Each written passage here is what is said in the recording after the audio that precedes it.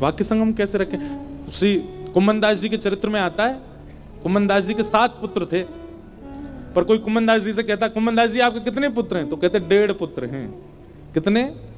1.5 पुत्र होते हैं। तो किसी ने उनसे कहा, बोले कुम्भनदास जी 1.5 कैसे? बोले एक तो पूरा भक्त है और एक आधा भक्त है, इसलिए 1.5। बोले आधा भक्त वाले का क्या मतलब? आधा जो उसका कैसे पता आपको आधा है? बोले वो मंदिर नहीं जाता, कथा नहीं सुनता, कीर्तन नहीं करता, तो केवल गौ सेवा करता है, इसलिए आधा भक्त है, पूरा नहीं है, इसलिए मेरे 1.5 पुत्र हैं। हम लोग कह सकते हैं ऐसा? नहीं कह सकते। कुम्भनदास जी इस बात को चरितार्थ करते थे, तजोरे मन हरि विमुखन को संग, डाके संग कुमति उपजत है पड़त भजन। अपने स्वयं के पुत्र को कोई अस्वीकार कर दे, कैसे हो सकता है? कई बार इन भक्तों के चरित्र सुनकर के आपका दिमाग घूम सकता है। बड़े लिखे लोगों को ये बात बहुत अजीब लग सकती है, यार ये कितने मतलब है, ठाकुर जी के लिए किसी को भी छोड़ देते हैं। हाँ, छोड़ देते हैं। जैसे व्यसनी व्यक्ति व्यसन के लिए यह विचार नहीं करता कि रात को 4 बजे पी के जाऊंगा तो मेरी मां क्या सोचेगी। व्यसनी व्यक्ति अपने माता पिता बहन का कभी चिंतन नहीं करता, कभी समाज क्या सोचेगा कि मैं क्या करता हूं। जब उसको वहां वो सब करने में शर्म नहीं आती, तो वैष्णव को भी हरि विमुखों को त्यागने में शर्म नहीं है, लज्जा नहीं है। जो हरि विमुख है, चाहे वो कितना भी अपना क्यों ना हो। श्रीमद् भागवत में तो श्लोक लिखा है, गुरुर न सस्यात् स्वजनो न सस्यात् दैवम न तस्यात् जननी न सस्यात्। वाह आस भगत मेरे मुकुटमणि। ठाकुर जी कह रहे हैं, भक्त मेरे अनुब्रजाम में हम नित्यम पूये ये तन्य रेणुभिः। मैं ऐसे चलता हूं भक्त के पीछे जैसे गैया के पीछे बछड़ा चलता है, उसकी रज में लौटता हुआ, ऐसे चलता हूं। तो ठाकुर जी का अवतार का श्रेय किसको जाता है? भक्तों को। भक्तों के लिए ठाकुर जी आते हैं। किम श्रेय? पहला। दूसरा, शास्त्र सारः क। इतने सारे शास्त्र हैं हमारे, इन शास्त्रों का सार क्या है? बहुत ध्यानपूर्वक सुनिएगा इन 6 प्रश्नों के उत्तर। समस्त शास्त्रों का सार क्या है? अष्टादश पुराणेषु व्यासस्य वचनद्वयम् परोपकार पुण्याय पापाय परपीडनम। सब ग्रंथों का, सब शास्त्रों का, सबका सार केवल 2 हैं। क्या? दूसरे की सहायता करना, यही पुण्य है, और अपने लिए जो अच्छा नहीं लगता वो किसी के साथ ना करना, किसी के साथ करना ये पाप है। बस इन 2 से बचे रहो। जो खुद के लिए प्रिय नहीं वो किसी के साथ नहीं करो, और असहाय व्यक्ति की सहायता करो, राधे राधे जपते रहो। बस यही जीवन, सबका सार यही है। हृदय सुधारो, स्वभाव सुधारो, अपनी मनस्थिति, अपनी विचारधाराओं को शुद्ध करो, यही शास्त्रों का सार है। शास्त्र सारः क। दूसरा प्रश्न। तीसरा प्रश्न, भगवान का अवतार विलग विलग क्यों होता? केवल अकेले मानव रूप में ही ठाकुर जी क्यों नहीं आते? ठाकुर जी विशेष रूप से अनेक अनेक अवतार धारण करके हमें यह बात समझाते हैं कि मैं परब्रह्म होकर के भी किसी भी अवस्था में आने में झिझकता नहीं। तो मानव क्यों झिझकता है? नीचे बैठने में भी लोगों को कई बार बहुत संकोच होता है। हम नीचे कैसे बैठे, बिना आसन के कैसे बैठे? हमसे कोई पूछे तो हम बैठे, निमंत्रण दें तो हम जाएं। इतने मानिना हम बन जाते हैं। ठाकुर जी अपने अपने अवतारों के द्वारा अपने वर्सेटाइल कैरेक्टर को प्रस्तुत करते हैं कि मैं कुछ भी बनने में सक्षम हूं, किसी भी रूप में आने में सक्षम हूं, और सक्षम ही नहीं हूं, मेरी सहजता है। ये सहजता सीखो ठाकुर जी से, दीन बनने में, सरल बनने में। बंधुओं, हम एक बात कहते हैं, शायद मैंने पहले दिन कही थी यहां कथा में, कि हम ठाकुर जी से मांगते हैं कि आप हमें समृद्ध बनाओ, आप हमें धनवान बनाओ, आप हमें योग्य बनाओ। ये सब मत मांगो ठाकुर जी से। ठाकुर जी से केवल ये मांगो कि हमें सरल बना दो, हमें सहज बना दो, हमारे अंदर थोड़ी दया भर दो। ठाकुर जी, हम बड़े निर्दयी हैं, हमारे अंदर थोड़ी दीनता लिया, हम बड़े चौड़े होके चलने लग गए हैं आजकल, थोड़ी दीनता लिया हो ठाकुर जी।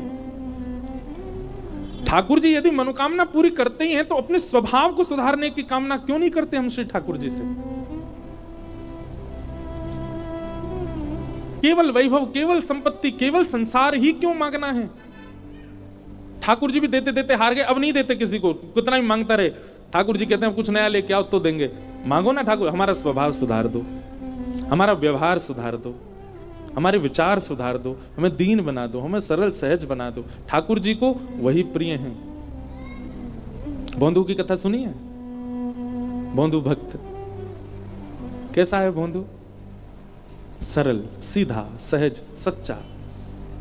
बहुत दिन से सुनाई नहीं, आज सुनाते हैं। भोंदू भोंदू नित्य एक संत के यहां रहता था और उन संत की गौ सेवा करता था। गौ सेवा के बाद नित्य संत का प्रवचन श्रवण करता था। एक दिन महाराज जी प्रवचन में कह रहे थे, बरहा पीडम नटवर वपुः कर्णयो कर्णकारम विभ्रद वासः कनक कपिसम वैजयंतीम चमालाम रंध्रान वेणु अधर सुधया पूरयन गोप वृंदई वृंदारण्यम स्वपदरमणम प्रावशद गीत कीर्ति। बंधुओं, ये श्रीमद् भागवत जी का बहुत सुंदर श्लोक है। इस श्लोक का चिंतन करके ठाकुर जी का प्रत्यक्ष दर्शन हो सकता है आपको। कोई व्यक्ति नित्य इस श्लोक को गाए, और केवल गाए नहीं, जो जो शब्दावली है उनका चिंतन करे, बहुत सुंदर है।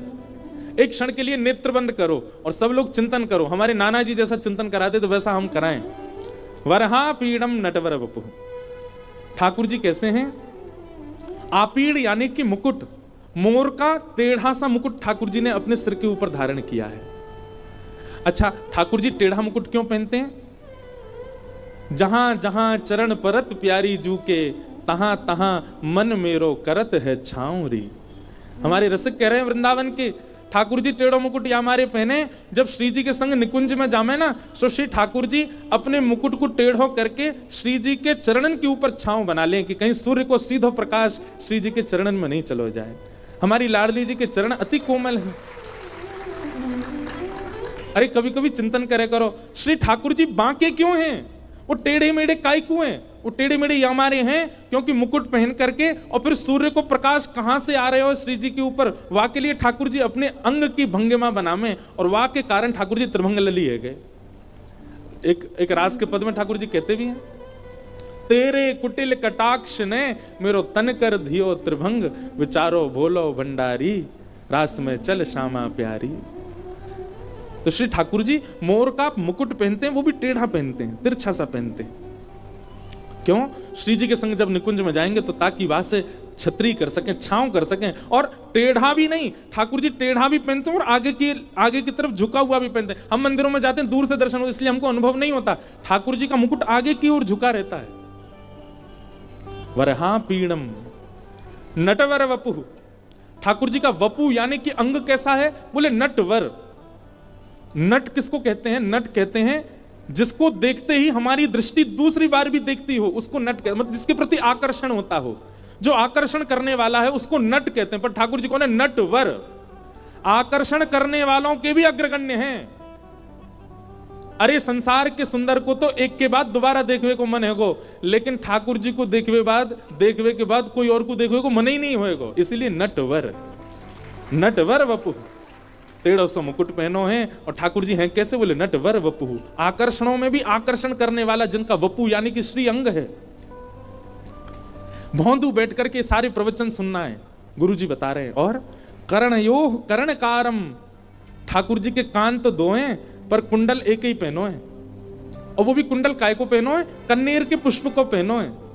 बोले वो पुष्प कैसे पहनो है? ठाकुर जी ने अपने एक कान के ऊपर जो खारी जगह वहां पे उलझाए लियो, वहां पे अड़ाए लियो है। और ठाकुर जी वह एक पुष्प को पहन करके चल रहे हैं। तभी मधुमंगल दूसरी तरफ से बोले, लाला जे कुंडल वहां बढ़िया ना लग रहा, यहाँ पहन ले, जावारे कान में पहन ले। सो ठाकुर जी उसी कुंडल को दूसरे कान में पहन लेते हैं। श्री दाम आके, लाला नाना मधुमंगल ऐसी बोल लो, वहां बढ़िया ना लग रहा, यहीं पहन ले। सो ठाकुर जी वहां से उतार के फिर यहीं, एक ही कुंडल को बार बार दोनों कानों में बदल बदल के पहनते जा रहे हैं। ठाकुर जी की लीला देखो, शांत ना बैठे, कछु ना कछु करते ही रहे। कर्णयोः कर्णकारम और विभ्रदवासः कनक कपिसम। ऐसी पीली पीतांबरी पहनी है महाराज कि जा पीली पीतांबरी को देख करके सूर्य भी अपने आप को बादल की ओट में छुपा रहे हो। क्यों? बोले भैया एक सूर्य घूम रहे हो पृथ्वी पर, मेरी आवश्यकता न है। विभ्रदवासः कनक कपिसम। अब भौंदू ताली नहीं बजा रहा, भौंदू तो सुनना है, इसलिए सुनो। विभ्रदवासः कनक कपिसम वैजयंतीम चमालाम। ठाकुर जी ने वैजयंती माला पहन रखी है। और क्या कर रहे हैं? बोले रंध्रान वेणु अधर सुधया। अपने अधर पर वेणु को धारण करके ठाकुर जी उसको अपने अधरामृत का पान करा रहे हैं, सुंदर वेणु का वाद्य कर रहे हैं। रंध्रान वेणु अधर सुधया पूरयन गोप वृंदई। गोप वृंदों के साथ में श्री ठाकुर जी मध्य में खड़े होकर के वेणु बजा रहे हैं। वृंदारण्यम स्वपदरमणम प्राविशद गीत कीर्ति ही। वृंदावन की पावन रेणु में अपने कोमल कोमल श्री चरणों से ठाकुर जी एक एक चरण आगे बढ़ा करके वेणु बजाते भये ब्रज की गोपियों के चित्त का हरण करते जा रहे हैं। ठाकुर जी भांडीर वन से गैया चरा करके लौट रहे हैं। गौ धूली बेला को समय है, गौरज ठाकुर जी के श्री अंग पर कहीं कहीं लगी भई है। ऐसे बाल कृष्ण आहा। भोंदू बैठ करके सर्वांगीण अंग का चिंतन कर रहा था। ऐसा मुकुट पहना होगा ठाकुर जी ने, ऐसे वस्त्र पहने होंगे, ऐसा कुंडल धारण कर रखो है, ऐसी पाग पहन रखी है, ऐसी वंशी बजा रहे हैं, ऐसी वैजंती माला गौरज ठाकुर जी के श्री अंग पे लग रही है। तभी गुरु जी ने कही भांडीर वन से ठाकुर जी गैया चरा करके वापस वृंदावन आ रहे हैं। भोंदू के नेत्र खुल गए और नेत्र खोल करके उसने मन में विचार किया कि भांडीर वन तो मैं भी जाऊं रोज गैया चरावे, भांडीर वन तो मैं भी जाऊं, लेकिन मुझे तो कभी कन्हैया मिले नहीं, मुझे तो कभी श्याम सुंदर मिले नहीं। मन में विचार करने लगो भोंदू, अरे भोंदू तेने प्रयास ही नहीं कियो कभी खोजवे को, गैया ने लेके जावे और ले जाके उनको चरवे छोड़ दे, खुद पेड़ के नीचे लेट जाए, तेने कभी ढूंढे ही ना। अरे ने कभी आंख घुमातो, ने कहीं दूर तक जाके देखतो। निश्चित ठाकुर जी आज भी, गुरु जी कह रहे इनकी बात में असत्यता नहीं हो सकती, निश्चित ठाकुर जी आज भी आते होंगे। वक्ता की वैष्णव की बात सुनकर के हमारे चित्त में, अब आप ब्रज में जाते हैं, 84 कोस की परिक्रमा करते हैं लोग, और 84 कोस की परिक्रमा करते समय ब्रजवासी वहां के बताते हैं यहां ठाकुर जी ने जे कियो, यहां ठाकुर जी ने जे कियो। जैसे ही लोग कहते हैं ये ठाकुर जी की फिसलनी शिला, यहां ठाकुर जी फिसलो करते, हमारे मन में पास्ट टेंस आता, ठाकुर जी फिसलते थे नहीं। अगली बार जब ब्रज में जाओ, कोई कहे यहां ठाकुर जी ने ये लीला, तो करते थे नहीं, करते हैं, इस भावना से देखो, आज भी करते हैं। आज भी लाल जी उस भाव का, उस स्थान का त्याग नहीं करते। भोंदू के मन में यही भावना आई, बोले गुरु जी कह रहे हैं भांडीर वन, तो मतलब या को मतलब है अभी भी ठाकुर जी चरावे जामे, मोइए ना दिखे। आज भोंदू ने, अच्छा देखो एक बात बोले, भोरेन को सरताज कौन है हमारे ब्रज में?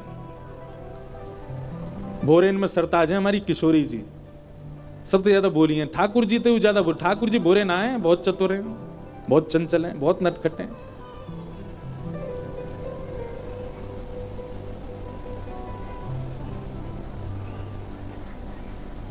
किशोरी जी बहुत बोली है। एक लीला आज सवेरे ही पढ़ रहे हो मैं कि किशोरी जी एक दिन नौका विहार कर रही हैं, और नौका विहार करके जैसे ही लौटी तो लौटते ही नौका से उतर के श्री यमुना जी के पास बैठ गए, क्योंकि यमुना जी को वर्ण श्याम वर्ण है, या हमारी जब कभी भी श्याम सुंदर कहीं और हो में, श्री किशोरी जी को स्वभाव है वो यमुना जी को ही देखती रहे, क्योंकि उनको वर्ण श्याम है। श्याम वर्ण को देख करके श्री जी को मन लगे, और देखते देखते किशोरी जी को अपनो ही प्रतिबिंब देखने लगो श्री यमुना जी में।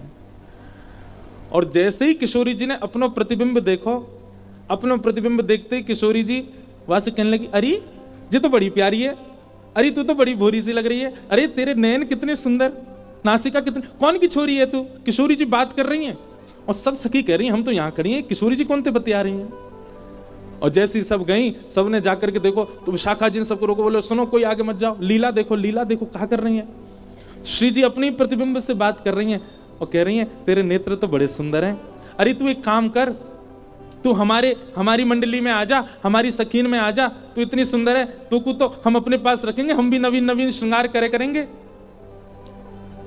अरे अपना नाम तो बता, अरे शर्मा काय को रही है, काय को ना बता रही अपना नाम। तभी किशोरी जी पीछे से बुला में, ललता विशाखा आदि सबके नेत्रों में प्रेमाश्रु भरे हुए हैं। कितनी भोरी हमारी किशोरी जी। अरे ललते ने कहियो देखियो कि कौन की छोटी सी छोरी है, इतने सुंदर याक की अलकावली, इतने सुंदर याक के नेत्र, इतनी सुंदर नासिका, अरे याक के ओष्ठ तो देख, जब बोले का देख बोल तो रही है लेकिन याक की आवाज ना आ रही, मेरी जैसी बोल रही है लेकिन याक की आवाज ना आ रही। यातने पूछते ये कौन की लाली है, और सुन ये इतनी सुंदर है, या को अपनी सखी समाज में रखेंगे ना, हम भी या को श्रृंगार करेंगे। ललता विशाखा आदि सखियां सब जाकर के श्री किशोरी जी के चरणों में दंडवत हो जाती हैं, बार बार बलियां लेती हैं, हे श्यामाजू हम कब होंगी ऐसी, आपको जैसा स्वभाव है, आपको जैसा व्यवहार है, आपकी जैसी विचारधारा है, यही के कारण आप श्री श्याम सुंदर की अति प्रिय हो, क्योंकि आप बहुत भोली हो। भोरी नहीं है, भोरी की भी पराकाष्ठा होती हो ना, वैसी है हमारी किशोरी जी, वैसी हमारी लाडली जी।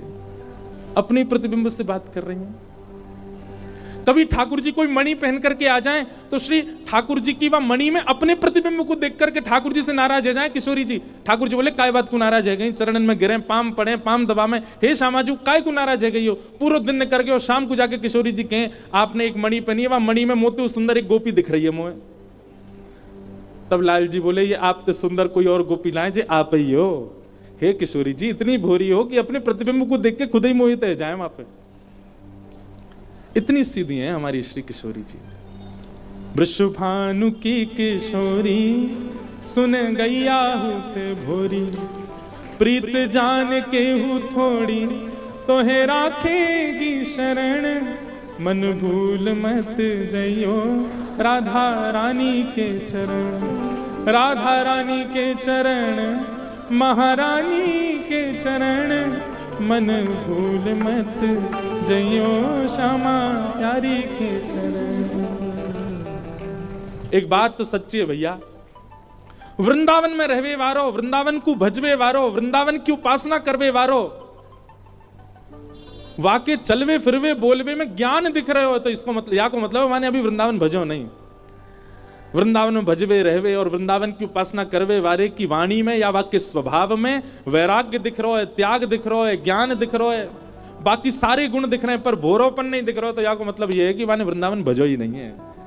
और या फिर यूं कह दो कि वो तो वृंदावन को भज रहा हो पर वृंदावन ने वाको स्वीकार कियो नहीं है। वृंदावन स्वीकार कियो होगो, वृंदावन यदि स्वीकार करेगो तो सहज है जाओगे, सीधे है जाओगे, बोरे है जाओगे। और जादना भोले बन गए, जादना सीधे सहज है गए, वही दिना श्यामाजू किशोरी जी श्री ठाकुर जी आपको अपनी सखी समाज में शामिल कर लेंगे। बोले हाँ जे है हमारे लायक या को ले लो। जब तक ठाकुर जी को लगे बहुत चतुर है महाराज, ठाकुर जी भी कहीं दूर ही रहो जाते। तो एक बार की एक सत्य घटना है, हमारे परम पूजनीय श्री मलुक पीठ वाले महाराज जी बहुत सीधे हैं, उनमें ज्ञान भी है, आपने भी दर्शन किया, ज्ञान भी है, वैराग्य भी है, त्याग भी है, पर उनकी प्रधानता भोलापन है, ज्ञान नहीं है। तो हमारे यहाँ कथा थी महाराज जी की, बहुत ध्यान से सुनियो, बड़ी अच्छी एक लीला घटी। तो एक बाबा जी आए और वो बाबा जी आके बोले महाराज जी आज मेरा पट्टाभिषेक है। पट्टाभिषेक मतलब अब मैं महंत बनने वाला हूं, तो मेरी महंताई में आपको आना है, मुझे चद्दर उड़ाने और प्रसाद पाने। महाराज जी बोले ठीक है हम कथा कर रहे हैं ठाकुर जी के यहाँ और फिर इंद्रेश जी हमको लेके आएंगे। महाराज जी ने मुझसे कही इंद्रेश जी कथा पूरी होती है वो महाराज जी के यहाँ जाएंगे, उनका पट्टाभिषेक है। मैंने कहा जी महाराज जी। उस दिन था नंदोत्सव, दोपहर 3 बजे कथा प्रारंभ हुई और रात्रि 1 बजे विश्राम हुई। रात के 1 बज गए, दिसंबर का महीना, भयंकर कोहरा। तो मैं गाड़ी चला रहा, कोहरे में आगे दिखे नहीं, तो माँ मलुक पीठ जहां महाराज जी उसके बगल में ही स्थान था, वहीं पर ही वो महंताई हुई थी। तो जैसे हम मलुक पीठ पहुंचे, तो मलुक पीठ पहुंचे हम 2:30 बजे रात में, कोहरे के कारण। तो 2:30 बजे मैंने कहा महाराज जी अब चलें कक्ष में, आप भी विश्राम। वो नहीं वो महंत जी के यहाँ जाना है। मैंने महाराज जी 2:30 बज रहे हैं रात के। नहीं उन्होंने प्रसाद रखा होगा हमारे लिए। महाराज जी हाथ पकड़ के गोपीनाथ बाजार की गलियों में ले गए और जहां वो पट्टाभिषेक हुआ द्वार वार सब बंद हैं। महाराज जी खड़े, हम खड़े, 2-3 और लोग खड़े और महाराज जी बाहर से कह रहे सीताराम, अरे पूरी सब्जी है क्या? मैंने महाराज जी 2:30 बज रहे रात के। महाराज जी बोले नहीं उन्होंने रखा होगा हमारे लिए, आप थोड़ा गेट खटखटाओ। हमने खटखटाया, संघ वालों ने और जोर से खटखटाया। एक आए उसने बहुत जोर से खटखटाया, भीतर से बाबा ने दी गालियां। महाराज कौन है रात में आ गया आश्रम में और ये कोई रात में आने का समय, भागो यहां से। अरे महाराज जी बोले अरे हम आए हैं। बोले कौन हम आए हैं? कौन हम है? तुम्हारा नाम नहीं है कुछ? महाराज जी बोले अरे हम मलुक पीठ वाले महाराज जी आए हैं। तुरंत उन्होंने द्वार खोला। अरे महाराज जी हम तो गलती हो गई। चलो बोले हमारे लिए पूड़ी बचाई आपने? महाराज जी भंडारा तो सब चट्ट हो गया। बोले कोई बात नहीं कुछ तो होगा। बोले हाँ महाराज जी कुछ केला रखे। बोले ला वही दे दो। वही केला लिए, हमको दिया, खुद लिया, सबने। अब मैं देख करके कहूं, मैंने कहा कितने भोरे, कितने सहज, कितने सरल, कितने सीधे, और ऐसे ही ठाकुर जी को प्रिय होते हैं। जरा सा भी जिसमें एक भाव आ जाता मैं कुछ हूं, क्यों कहते हैं चैतन्य महाप्रभु तृणादपि सुनीचेन, क्यों तृण के समान बन के रहो? क्योंकि ठाकुर जी को वही प्रिय है। अपनी मंडली में ठाकुर जी तब तक नहीं लेंगे जब तक भोंदू नहीं बनोगे, भोरे नहीं बनोगे, सरल नहीं बनोगे, सहजता नहीं आएगी। हमारा भजन थोड़ा बढ़ जाता है, एक दिन पहले से ज्यादा माला कर लेते हैं तो हमको अभिमान हो जाता है। अरे कितनों को तो आज भी हो गया होगा, क्या सुबह 4 बजे उठे हम, प्रभात फेरी में पूरे नाचे गाए चले, इसका भी अहम हो गया होगा कईयों को। अहम शून्य कौन है? अहम शून्य ही ठाकुर जी स्वीकार करते हैं, और अहम शून्य बनना है हमारी श्री जी को नाम रटो, हमारी किशोरी जी को जपो। तो भोंदू ने सोची कि महाराज जी तो रोज ही गैया चरावे आते होंगे, मोए ना मिले। दूसरे दिन भोंदू पहुंच गया, गैया सब चल रही थी, भोंदू तो लेके अपनी पोटली और इधर उधर ढूंढने लगो, कहीं श्याम सुंदर मिलेंगे। गुरुजी ने बताया था सांवला भेष है, पीली पीतांबरी पहनते हैं, वैजंती माला पहनी होगी। 1 दिन 2 दिन 3 दिन 4 दिन बीत गए, रोज भोंदू ढूंढता लेकिन ठाकुर जी उसको मिले नहीं। ठाकुर जी को भी दया आ गई, बोले बताओ पूरी दुनिया मंदिर में खोज रही है, जो मुझको वन में ढूंढ रहा है, क्योंकि गुरुजी ने कह दी भांडीर वन में ठाकुर जी गैया चरावे जाम है। ठाकुर जी वहां थे नहीं लेकिन आ गए भोंदू के लिए। तभी भोंदू देखता है कि महाराज असंख्य गैया, और ऐसी गैया कभी देखी नहीं, अद्भुत गैया, बड़े बड़े सींग, उनके गले में ऐसे मोटे मोटे महाराज सुंदर नाद करवे वाले, स्वर करवे वाले, बढ़िया सबने कड़ूला पहने हैं, और ऐसी गैया मदमस्त रहती भाई चलती भाई आ रही हैं। भोंदू खड़ो खड़ो देख रहा, और तभी उन गैयाओं ने किनारो कियो, और मध्य में ही महाराज लकुटी अपने कंधा पे टांगे, वहां पे दोनों हाथ लटकाए, गौ पाग, गौकर्ण पाग। ठाकुर जी गोपाष्टमी के दिन गौकर्ण पाग पहनते हैं। कैसी पाग?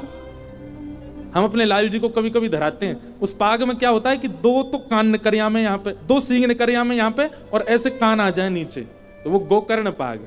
ठाकुर जी गैया की तरह पाग पहने, ऐसी करके पहनेंगे कि 2 सींग निकल आए और 2 कान यूं लटक आए।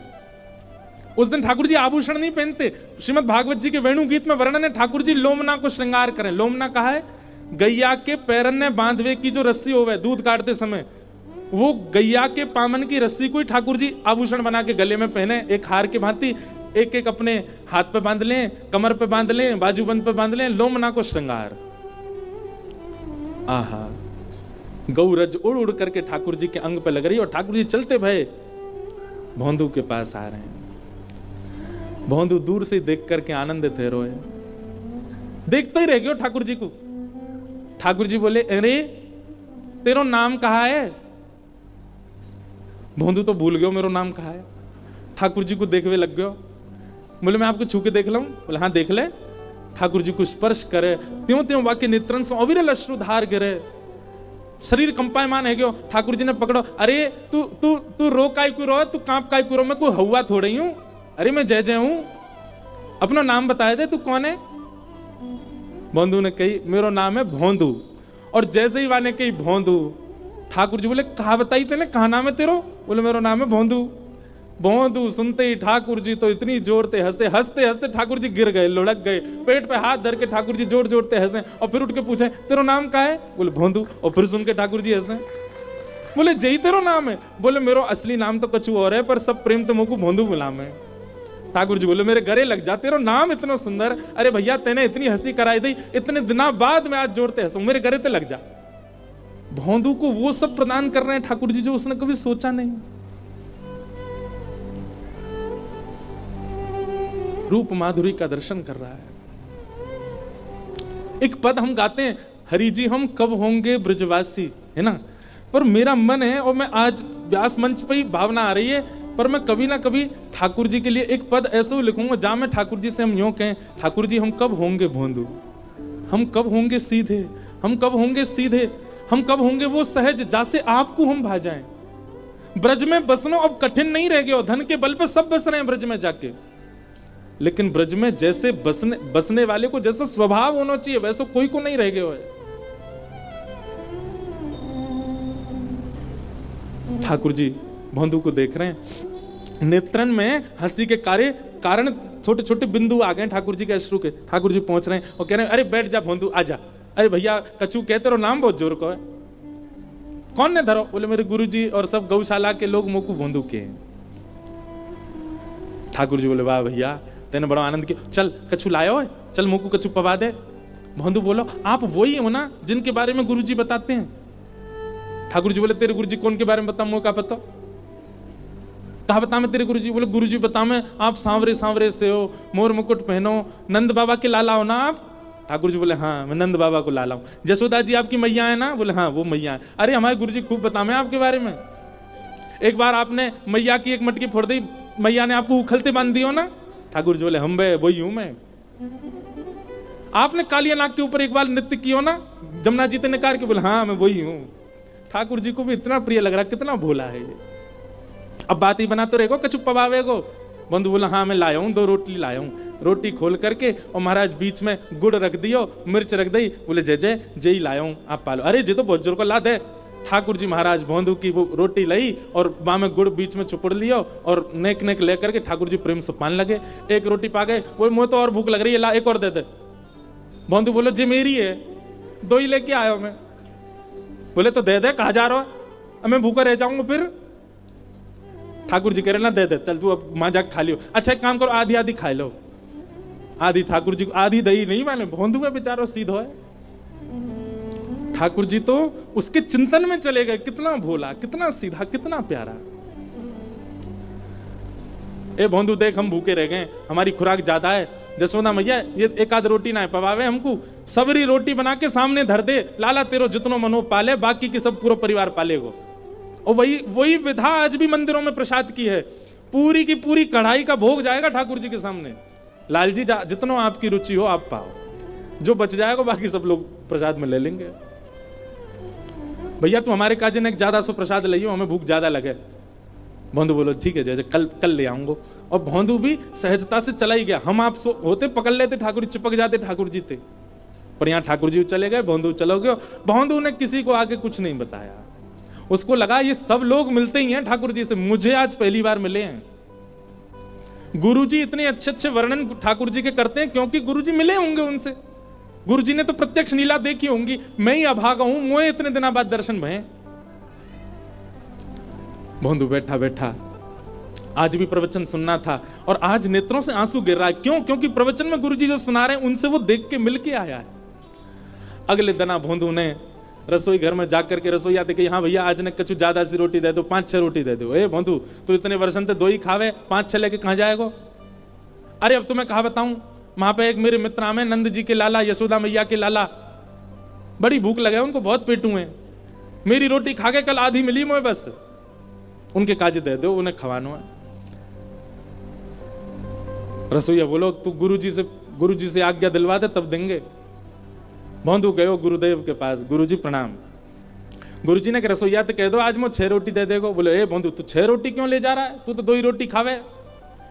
अरे गुरुजी मैं वही बात बता रहा हूं, महा श्याम सुंदर आमे, नंद नंदन आमे, जिनकी आप लीला सुना में। गुरुजी हैं तो बड़े प्यारे, जैसी आंख आप बताऊं बात तो ज्यादा सुंदर, मुस्कुरा में तो ऐसा लगा कि गुरुजी बस देखते ही रहो उनको, बहुत प्यारे हैं गुरुजी, पर बहुत पेटू हैं, बहुत खामे। कल मेरी सभी रोटी खा गए, वो तो मैं छीन लाया, आधी खा ली मैंने, नहीं तो भूखे रह जाता मैं। तो उनने मुझसे कही कि नहीं ज्यादा सी रोटी लाई, या हमारे 6 ले जा रहा हूं गुरुजी, आप आज्ञा दे दो। सरल व्यक्ति का एक स्वभाव बन जाता है कि वो झूठ बोलना नहीं जानता। एक सीधे व्यक्ति का एक स्वभाव, एक गुण उसके अंदर निर्मित हो जाता है कि उसको उससे झूठ दूर रहता है। फिर उससे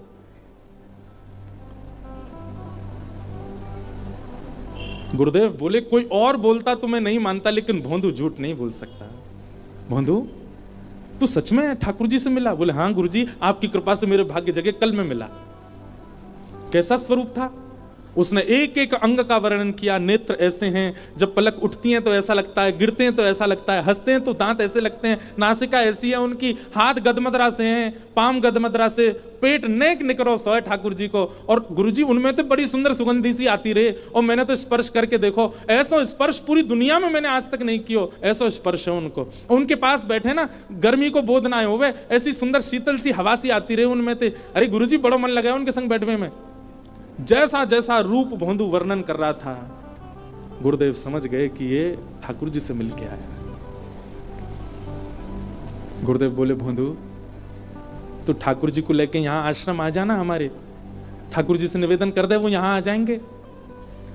अब भोंदू इस बात पर यह सोच रहा है कि इतने श्रेष्ठ विद्यार्थी आश्रम में, गुरुकुल में, गौशाला में हैं, इनसे गुरुजी ने नहीं कहा ठाकुर जी को लाने के लिए, मुझे आज्ञा दे रहे हैं।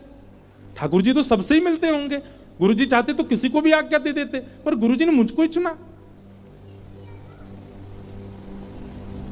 भोंदू तो सरल सहज इतना भावुक हो गया, बोले गुरुजी मैं लेके आऊं ठाकुर जी को? बोले हाँ तू लेके आ। बोले आप सच में चाहे कि मेरे साथ आवे वो? बोले हाँ तू ही लेके आ उनको। भोंदू बोलो जो आज्ञा गुरुदेव। अब तो इतना आनंद में निमग्न है करके भोंदू पहुंच गयो भांडीर वन। और भांडीर वन आज ने विलंब से पहुंचो, ठाकुर जी पहले ही बैठ गए, वहां पहले ही पहुंच के वहां पे इंतजार कर रहे हैं भोंदू को। भोंदू गयो, ठाकुर जी बोले आजा आजा। अरे कहा नाम बतायो तेने अपना? बोला मेरा नाम है भोंदू। ठाकुर जी फिर हंसने लगे, बोले आ तेरा नाम बहुत जोर को भैया, बैठ जा। कैसा है तू? बोले मैं बहुत बढ़िया हूँ, आप कैसे हो? बोले रात भर तेरी याद आई मुझे कल, मैंने यशोदा मैया सो कही, नंद बाबा सो कही, सबन को बताई तेरे बारे में। तू आज रोटी लाया? बोले हाँ देखो कितनी सारी लाया हूं। पोटली खोल करके ठाकुर जी के आगे धर दी।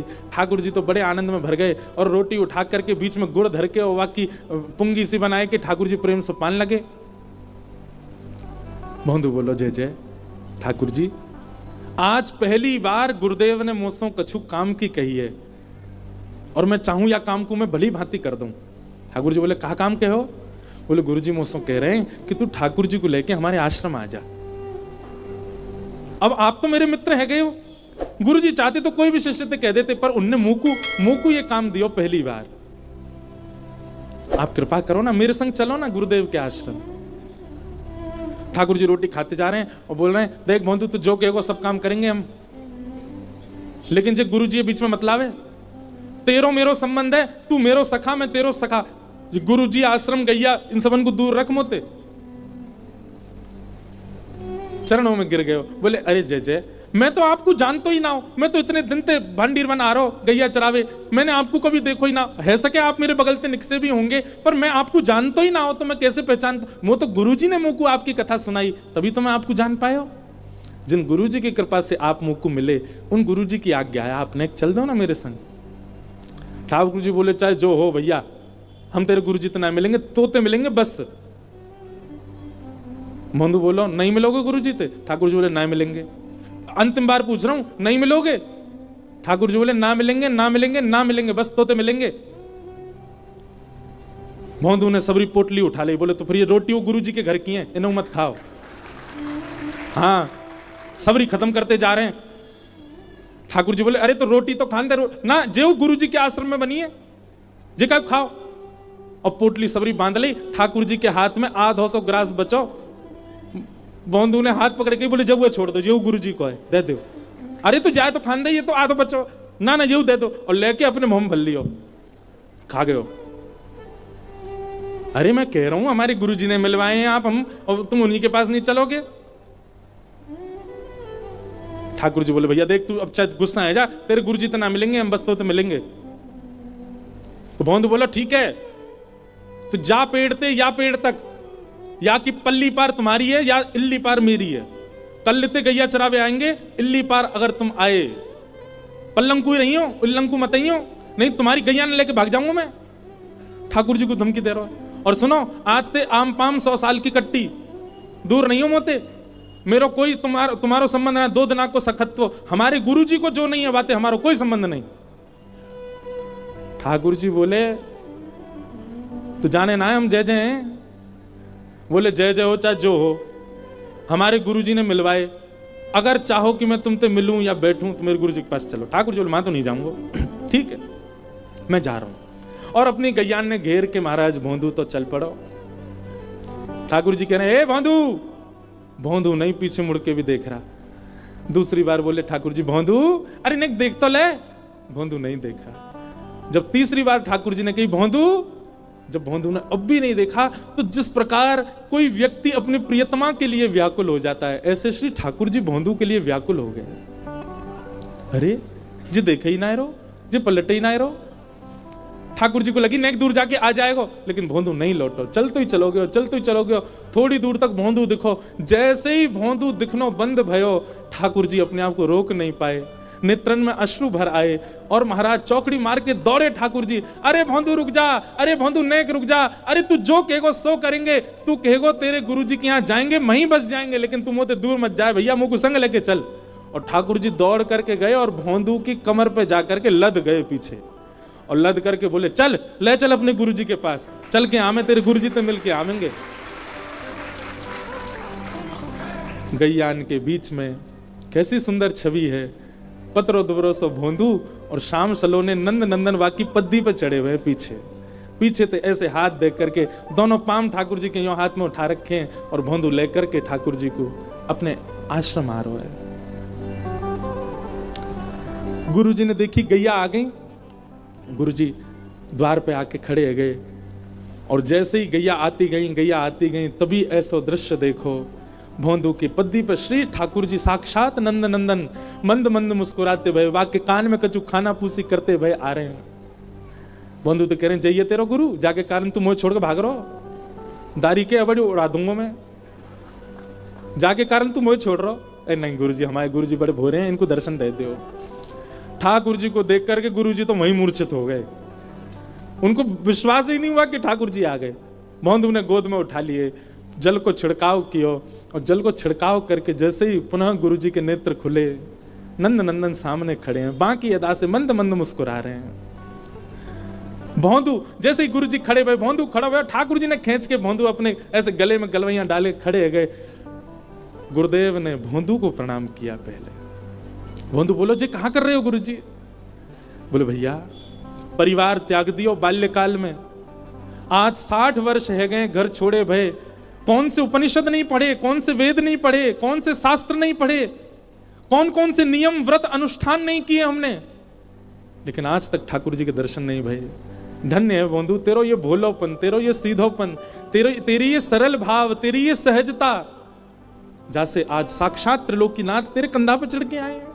ऐसा सुख तो कोई ज्ञानी को भी ना दे में ठाकुर जी जैसा तू को दियो है। ठाकुर जी के सामने भोंदू को प्रणाम कियो, अंत में ठाकुर जी को प्रणाम कियो। ठाकुर जी बोले गुरुदेव जा भोंदू को हम हमेशा के काजे लेवे आए हैं। और ठाकुर जी ने भोंदू के गले में गलवैयां डाली और देकर के ठाकुर जी अपनी श्री निकुंज में भोंदू को लेकर के वहां से प्रस्थान कर गए।